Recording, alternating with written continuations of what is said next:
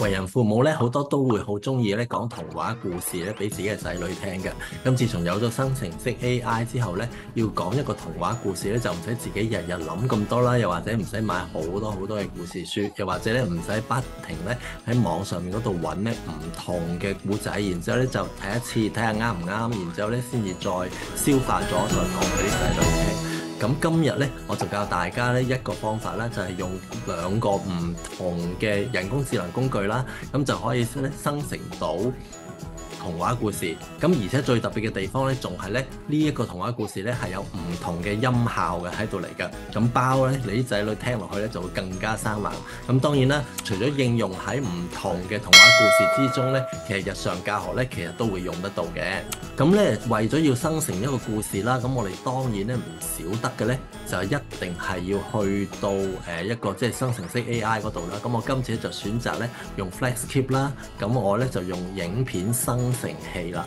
咁其實咧 AI 咧佢本身都有好多嘅情況係可以生成到唔同嘅短片，或者咧係你本身已經係預備咗一啲嘅文字，咁咧佢咧就可以按照你嘅文字咧就係生成佢自己嘅短片。咁今次咧我就想佢咧直頭幫我作晒成個嘅童話故事出嚟啦。咁於是咧我就同佢講童話故事，逗號，我需要繁體廣東話，逗號，講述一隻大象、一隻斑馬以及一隻鹿，森林去到大城市，逗號，見到大城市很多高樓大廈以及有很多交通工具，逗號，三隻動物都覺得好神奇，逗號，也覺得好開心，句號，字喺度嚟啦，就好清楚啦。然之後我就叫佢開始生成啦。咁你見到咧喺一路叫佢生成嘅時候咧，我都係同佢講得好清楚咧，我係要大概幾長啦，同埋咧係需要佢係幫我有一個繁體字啦，咁同埋廣東話。咁我就測試下咧，究竟咧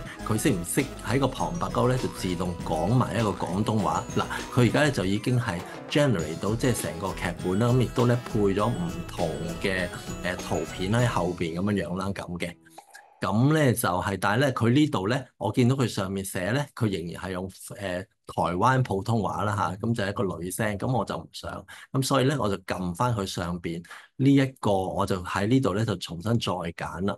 咁我要嘅咧就係粵語繁體，咁我選擇咗粵語繁體啦。咁咧女聲係冇所謂嘅，咁我睇一睇咧佢嘅設定咧仲有啲咩嘢，例如佢仲有使唔使再講快啲？講嘢嘅風格係點？咁就個高音使唔使再高啲？咁我睇一睇咧説話風格有啲咩嘢啦。咁其實咧佢暫時嚟講都係得通用嘅啫。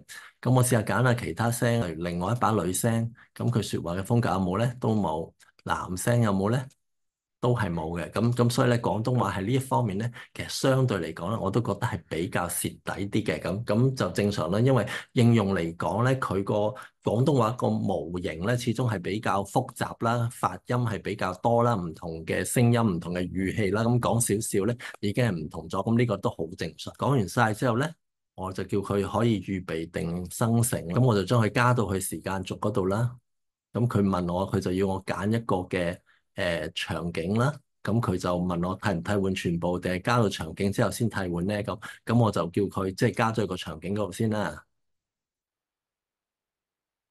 咁咧佢就逐步咧就將字幕啦，我好快就見到有字幕啦，亦都有中間嘅一啲佢加入去嘅圖片咧，佢就喺度嚟啦。咁由於第一張咧，我係唔係幾中意而家呢一個嘅，咁我就將我第一張嘅圖片咧就換咗係我原本嘅一啲嘅圖片啦。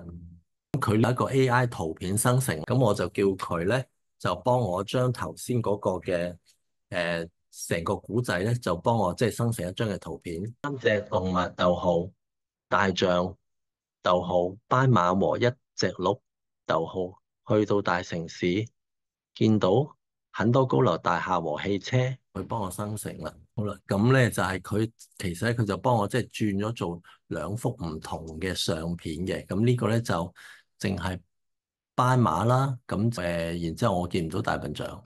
咁跟住呢度咧就似乎佢就嗰隻斑馬又唔係好似斑馬有啲腳咁啊，叫佢重新再生成一下，俾我再睇多一次。咁今次咧就好少啦，有一隻斑馬。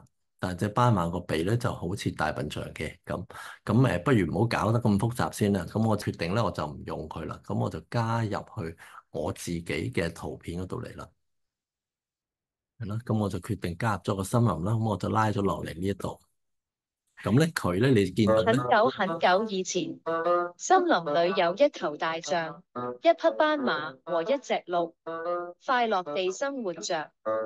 有一天，好啦，嗱咁咧就係佢就卒之就好快啦嚇，就將我第一張嘅圖片咧，佢就已經轉咗係第二個嘅相啦。咁個森林就似啲樣啦。咁其實佢其他入邊咧，大部分都係用人為本嘅咁，但係因為今次咧，我都係作為一個示範啦，咁我就唔理咁多。例如你聽到咧，佢呢段古仔咧，其實都係有一個清楚嘅旁白啦。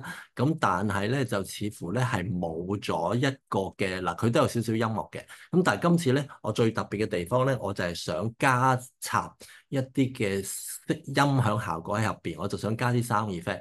咁其實市面上咧都有幾多唔同嘅sound effect 喺度嚟嘅。咁例如好似 Pop Pop AI 特別嘅地方咧，就係咧佢唔使任何嘅登入嘅，咩都唔需要咁。咁佢係 AI sound generator 啦。咁呢度咧就只需要咧我哋輸入咗我哋相關嘅prompt 啦嚇，即係問佢點樣幫我生成嗰啲字嘅提示嘅字。咁我哋撳咗，好啦，咁佢咧就都係大概10到15秒啦，咁就已經生成到出嚟。咁我哋就聽一聽佢嘅聲。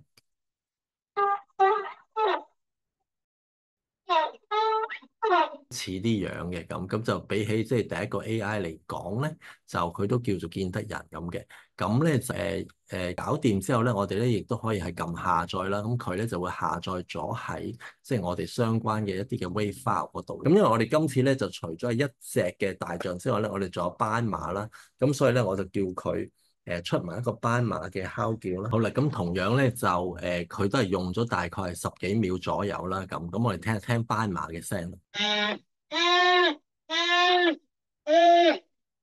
都叫清楚啦。咁為咗慳時間咧，我就同時間咧就叫佢 generate 咧鹿嘅聲音，同埋咧亦都下載埋佢啦。係啦，咁當3個唔同嘅聲咧就下載晒之後咧，咁咧就因為成個童話故事咧，我哋見到咧，其實佢都係有城市嘅聲音啦。咁所以我就加埋一啲城市嘅喧鬧聲，咁我就叫佢一次過生成埋佢大城市汽車聲音。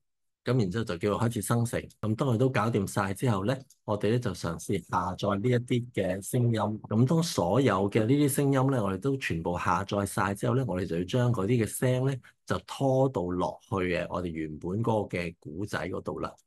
咁記住咧，就係將呢啲全部我哋用咗媒體嗰度咧，就係選擇咗去下載翻。咁記住咧，去到媒體呢度咧，我哋就選擇翻咧係上載翻我哋剛剛下載咗嘅城市嘅聲音啦，或者一啲動物嘅聲音喺度。好啦，咁當我全部揀晒之後咧，嗱，其實你每當我搜尋咧，我哋都會大概聽到啲聲音咧係點樣樣。我咧就為咗費事麻煩咧，就將我唔愛嘅聲音咧，就將佢攞走。一開始係有一啲嘅。當森林啦、草原嘅聲音啦，咁我就擺咗落嚟。咁呢個咧，我自己覺得多咗啦，所以我就 highlight 再抌咗佢先，唔好撈亂我自己。有一個要注意嘅咧，就係我自己唔小心啦，就將第一段嘅字咧就冇咗嘅嚇，整佢冇咗個旁白。咁咧我就選擇咗嗰段嘅字幕啦，然之後咧就喺右上角咧，你見到有一個符號嘅，就係一個好似 dialogue 咁嘅符號啦。咁撳翻出嚟，咁我咧就要揀翻我頭先嘅講嘢嘅聲音啦，咁就粵語繁體啦。咁跟住我揀嘅聲咧就係下邊呢個，咁跟住咧就叫佢再生成翻，咁佢咧就會將我頭先呢一句咧唔小心查咗嘅文字咧就會重新咧就再 generate 翻多一次，咁但係今次咧就用我自己咧就加翻上去啦。咁我就揀翻我應該要上載嘅嗰一段嘅聲音啦，我就撳咗 open。咁當我再揀翻嘅時候咧，佢就話：喂，你嘅呢段短片嘅聲咧，其實原來咧一早咧就已經係喺你個檔案，很久以原來咧前，就喺第一段嗰度。咁所以咧，我自己需要將佢呢度咧即係拉翻落去。咁我咧就為咗唔好遮住其他嘅聲啦。咁我就擺咗落去，咁然之後我發現咧，原來最初嗰段咧係喺個底度嘅，只不過咧係我即係上下拉得唔夠。咁嗱，呢啲嘅手勢咧，其實大家都要注意嘅。咁點解佢會冇咗聲咧？咁咧就可能係俾上面嗰段咧就已經蓋過咗。咁我而家咧，當佢下載咗之後咧，我又重新再提多次啦。很久以前，森林裏有一頭大象、一匹斑馬和一隻鹿，快樂地生活着。有一天，他們決咁我咧再加翻係我原本嘅大笨象嘅聲先。咁就 drag 到落去最底啦。去探索這座大城市。當他們到達城市時，他們被高好啦，咁然之後嚟到大城市咧，咁我就加翻啲城市嘅聲落去啦。好啦，當我哋成功加入晒所有3個 effect 之後咧，我哋咧就可以簡單聽一聽咧佢係點樣樣噶啦。很久以前，森林裏有一頭大象、一匹斑馬和一隻鹿，快樂地生活着。有一天，他們決定離開森林，去探索這座大城市。當他們到達城市時，係啦，咁你都聽到咧，其實都幾清楚啦嚇。咁同埋個古仔咧，基本上都有我原本嗰個脈絡咧，即係3隻動物咧，去到即係大城市嗰度咧，就見到唔同嘅地方啦。咁咧就係亦都係講到佢哋喺個城市入邊咧，就點樣冒險嘅。咁我喺完咗呢段片之後，最後嘅個分幾鐘咧，我就會將成段嘅古仔咧就 export 出嚟，咁大家咧就可以慢慢聽。咁咧嗱，如果係睇翻即係成個嘅PopPop.AI 啦，咁佢其實生成到嘅聲咧，就頭先我係一般嘅即係音效啦。咁除咗動物嘅聲或者城市嘅聲咧，其實咧佢都有唔同嘅聲音效果，好似咧例如而家聽到呢個就 firework 啦，跟住呢個聽到咧就其他即係玻璃嘅碎片聲，咁亦都係一啲咧好似佢唔係叫音效啦，係一啲即係背景嘅音樂。咁但係咧，佢就有一啲魔幻嘅元素喺度嚟嘅咁所以咧，其實佢喺後邊嗰度咧都製造到好多即係唔同嘅，無論係環境聲啦，或者係個別嘅動物啦，或者係個別場景嘅聲音。咁喺呢度嚟講咧，咁呢啲當然咧就係佢事先已經係預備咗做好晒嘅音效喺度。好啦，咁今日嘅 A4 Advice 發動有時提教咧，就同大家咧係講咗點樣用2個唔同嘅生成式 AI 啦，包括係 FlexClip 同埋係PopPop.AI 咧，就去生成咗成個童話故事。記得 comment、like、subscribe 同埋 share 啦，我哋再傾啦。很久很久以前，森林裏有一頭大象、一匹斑馬和一隻鹿，快樂地生活着。有一天，他們決定離開森林，去探索這座大城市。